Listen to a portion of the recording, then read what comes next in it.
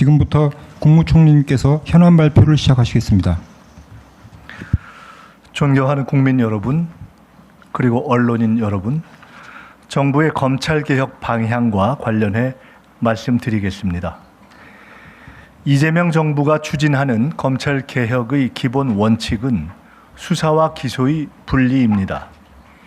이는 검찰의 권한을 보다 합리적으로 재정립하고 국민의 기본권을 더욱 두텁게 보호하기 위한 개혁의 핵심 원칙입니다. 저는 이러한 원칙에 따라 검사의 보완 수사권은 폐지되어야 한다는 입장을 일관되게 밝혀왔습니다. 그리고 그간 정부에서 논의하고 청취한 다양한 의견을 감안하여 보완 수사권 폐지를 정부의 기본 입장으로 최종 정리했습니다.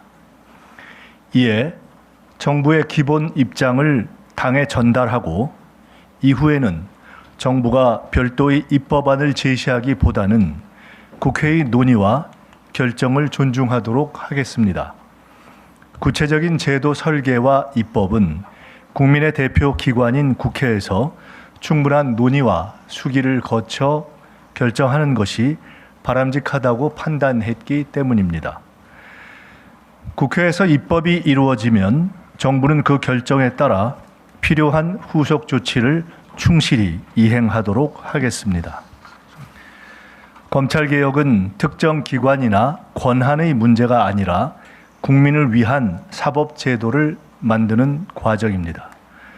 무엇보다 국민의 뜻과 국회의 논의를 존중하는 것이 중요하다고 생각합니다. 앞으로 국회에서 다양한 의견이 충분히 논의되고 국민의 민의를 바탕으로 합리적인 결론이 도출되기를 기대합니다. 감사합니다. 이상이 검찰개혁과 관련한 정부의 입장에 대한 발표문 전문이었습니다. 제가 이에 더해서 한 가지만 이해를 돕기 위해서 추가 설명을 아주 간단히 드리겠습니다. 2차로 나누어서 검찰개혁을 실시한다는 당정 합의가 있었습니다. 우상호 정무수석이 있을 때의 합의였습니다. 그 당정 합의에 따라서 지난 1차 개혁안은, 즉 1차 입법 예고안을 뜻하는 것입니다. 당과 협의했던 내용과 시기에 따라서 제출했습니다.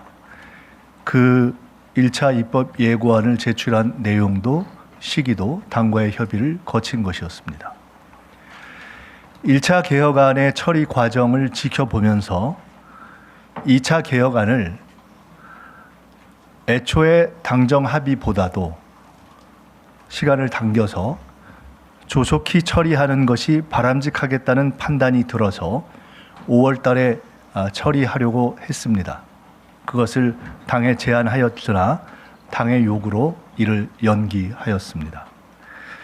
이제 정부 내의 다양한 견해를 정리하되 국회의 자유로운 논의를 위해 별도의 정부안을 제출하지 않는 것이 더 효율적이고 바람직하겠다라고 판단한 것이 별도의 정부안을 제출하지 않는 이유입니다. 필요하다면 국회 논의 과정에서 그간 정부에서 청취한 여러 가지 의견들을 참고로 지원할 수는 있을 것이라고 판단됩니다.